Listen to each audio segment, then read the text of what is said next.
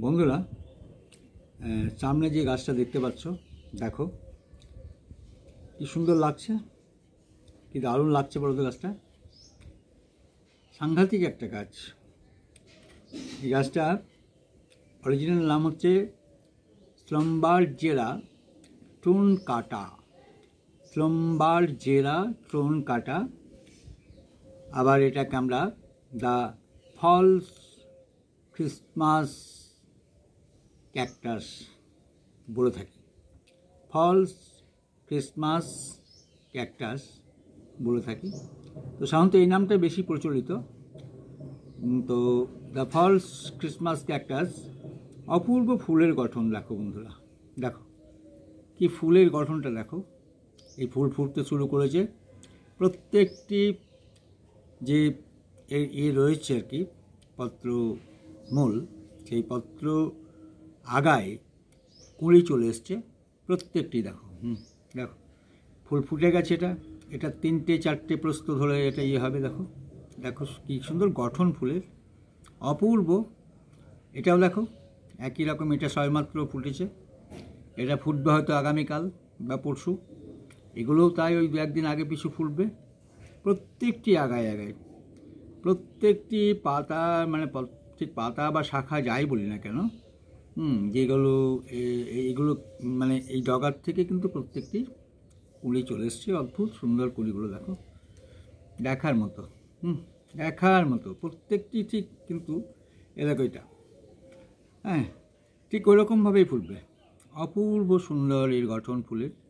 তো দেখো, আমি এটা তোমাদের দেখানোর জন্য বিশেষ করে আনলাম। তো গাছটা আমার এখন একটু দরকার পড়েছে। গাছটা একটু ছোটো টবে আছে, তো আর ছোটো টবে আছে একটু মনে হচ্ছে যখন তো গাছটাকে সুস্থ রাখতে হবে এবং ভালো রাখতে হবে। তো আমি এখন একটা অল্প চাপান সার এতে প্রয়োগ করব। অল্প চাপান সার। তো অল্প চাপান সারটা দিলে কি হবে না, যে ফুলের যে এইটা রয়েছে গঠনটা আরও হয়তো সুন্দর হবে। কারণ এখন তো বেশ কিছুদিন ধরে ফুলটা ফুটবে। কারণ প্রত্যেকটি এই যেগুলো কুঁড়ি, এই কুঁড়িটা ফুটতে মোটামুটি দিন 15-20 লাগবে। আর এই ফুলগুলো থাকবেও অনেক দিন, প্রায় 7-8 দিন 10 দিন এই ফুলগুলো ফুটবে এবং এরকমভাবেই থাকবে। তো আমি জাস্ট একটু তোমাদের দেখিয়ে দিই। এটা সয়েল আমি একটু দেবো, মানে সয়েল বলতে জাস্ট সয়েলের কোনো ইয়ে নেই, সেটা আমি একটু দেবো। দেখে নাও কী কী দিচ্ছি। দেখো, এটা হচ্ছে পুরনো গোবর সার, না 3-4 বছর আগে পুরনো গোবর, সেই গোবরের ডাস্ট, গোবর ডাস্ট।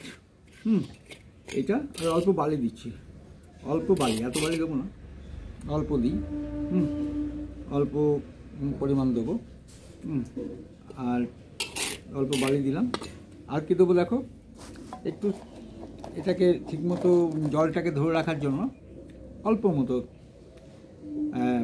তোমার কোকোপিট, অল্প কোকোপিট, অল্প পরিমাণ কোকোপিট, ওই 4 চামচের মতো এই কোকোপিটটা দিলাম।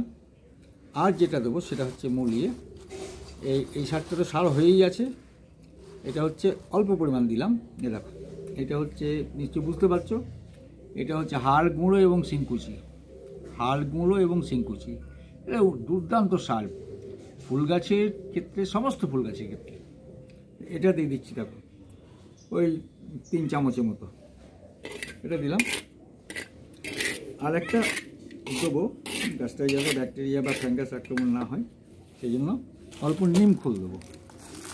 নিম খোল অল্প পরিমাণ দিয়ে দিই, জাস্ট অল্প মতো। এটা দিয়ে এবার আমি কিন্তু মাটিটাকে দেখো কীরকম করে নিচ্ছি। দেখো এই শিংকুচিগুলো একটু দানা দানা হয়ে আছে, কিছু করার নেই, আমি তো মেশিনে করে এটা। এইবার আমি কিন্তু এই যে ফাঁকা জায়গাটা রয়েছে টবটায় যে ফাঁকা জায়গা আছে, সেই ফাঁকা জায়গাটা আমি কিন্তু এই সার বা মাটি দিয়ে, এই সয়েলটা দিয়ে, বা যে আমার খাদ্যগুণ দেওয়া আছে এর মধ্যে, সেটা কিন্তু প্রয়োগ করব। দেখো কীরকমভাবে দিচ্ছি। জাস্ট অল্প অল্প করে দেবো। এই টবটা দেখছো না, ফাঁকা রয়েছে। এই যে বেশি জল দেওয়া, শোনো আরেকটা বলি, এই গাছটা বেশি জল সহ্য করতে পারে না, কিন্তু যার জন্য মাটিটা করতে হবে ঠিক বালি টান, যেন জলটা সঙ্গে সঙ্গে সরে যায়, নেমে যায়।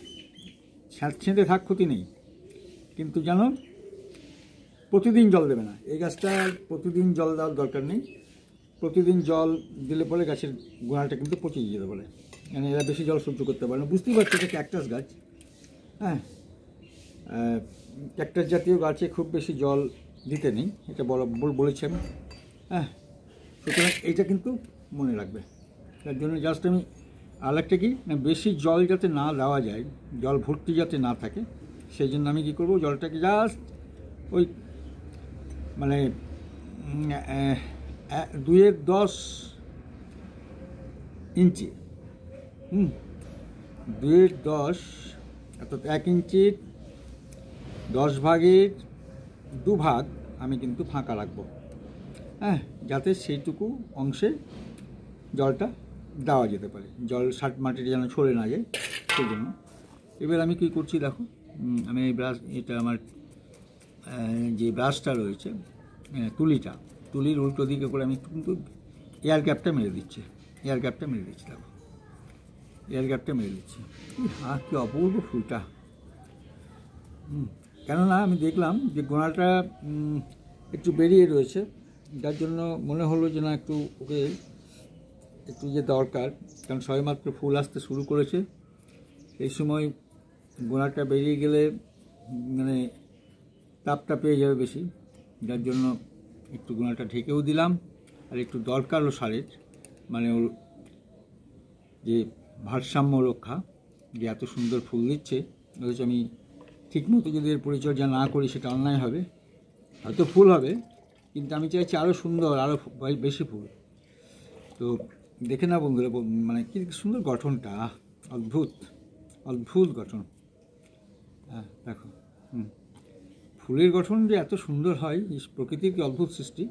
আর একটা জিনিস আমি দিতে ভুলে গেলাম, ভার্মি কম্পোজ একটু দিলাম, অল্প মতো, জাস্ট অল্প মতো, দেখো, ভার্মি কম্পোজ, কেঁচো সার যেটাকে বলা হয়, সেটা একটু এই সারের উপরেই দিয়ে দিচ্ছি, অসুবিধে কিছু নেই।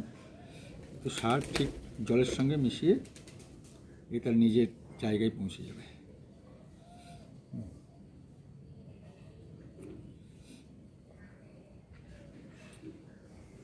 এটা টিপে দিচ্ছি, জাস্ট সেভাবে টিপছি যেন গোড়ায় চাপ না পাই, গোড়াতে চাপ দিলে হবে না। আঙুল দিয়ে দিচ্ছি, ব্যাস।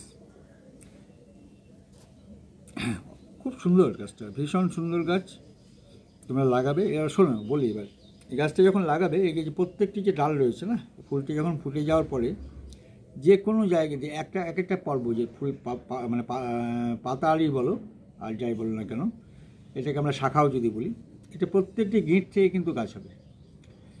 এক একটা গিঁট থেকে তুমি যদি কেটে কেটে লাগাও, এখানে একটা, এইখানে একটা, এইখানে একটা, এইভাবে, এবং তোমার তাহলে এখানে কতগুলো গাছ হতে পারে, 1 2 3 4 5 6 7টা গাছ হতে পারে এই ডালটা থেকে। এখান থেকেও তাই, 1 2 3 4 5 6টা গাছ। এখান থেকে দেখো অনেকগুলো গাছ হবে। এইভাবে তোমরা কিন্তু গাছটা, ফুলটা যখন হয়ে যাবে, বা কারোর বাড়িতে যদি আছে গাছ, তাদের ফুলগুলো হয়ে যাওয়ার পর তুমি জাস্ট এইটুকু একটা অংশ নিয়ে গেলে 3টে গাছ হয়ে যাবে। এইটুকু একটা অংশ তার বাড়ি থেকে নিয়ে গেলে তোমার কিন্তু ফুল হবে, গাছ লেগে যাবে। এবং শোনো, এগুলোকে পুঁতবে কিন্তু একদম পুরো স্যান্ডে, বালিতে পুঁতবে, খুব বেশি মাটি দেওয়ার দরকার নেই। মাটির ভাগ থাকবে 20%, আর বাকি সমস্তটাই বালি, মানে 80% বালি এবং 20% মাটি, এই মিশ্রণে এগুলোকে পুঁতে রাখবে। আর ওই পুঁতে দিয়ে জল দিয়ে দিলে, জল দেওয়ার পরে তোমার আবার 5 দিন 6 দিন পর যখন দেখলে একটু ড্রাই হয়ে গেছে বালিটা, তখন আবার তুমি জল দিলে একটু জল, হ্যাঁ, কারণ বালিতে তো জল লাগবে না, ধরে বেরিয়ে যাবে। আর অয়েল ড্রেনের যেন টবটা হয়, অয়েল ড্রেনেজ টব, সেই টবে কিন্তু গাছটা লাগাবে। কারণ এই গাছটা বেশি জল সহ্য করতে পারে না। আর সবচেয়ে চারা তৈরির সময়ও কিন্তু একই ব্যাপার, খুবই সতর্ক থাকবে।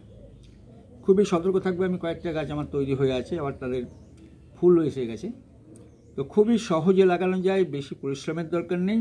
তো সেটা তুমি মানে বাড়ির গৃহসজ্জার জন্য গাছটা তুমি রাখতে পারো, সবচেয়ে ভালো গাছ। প্রচুর পরিমাণ, গাছ মানেই তো অক্সিজেন, সে অক্সিজেন দিচ্ছে, গাছ বাড়িটাকে সুন্দর লাগছে।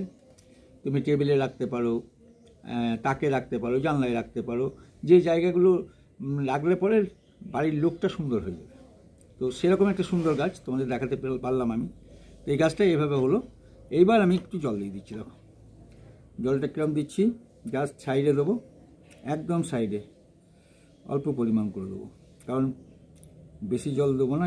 জাস্ট যে সার আমি সয়েলটা দিলাম, হ্যাঁ, তো সেই সয়েলটি যেন ভিজে যায় এবং ওর শিকড়ে যেন সেই খাদ্যগুণটা পৌঁছে যায়।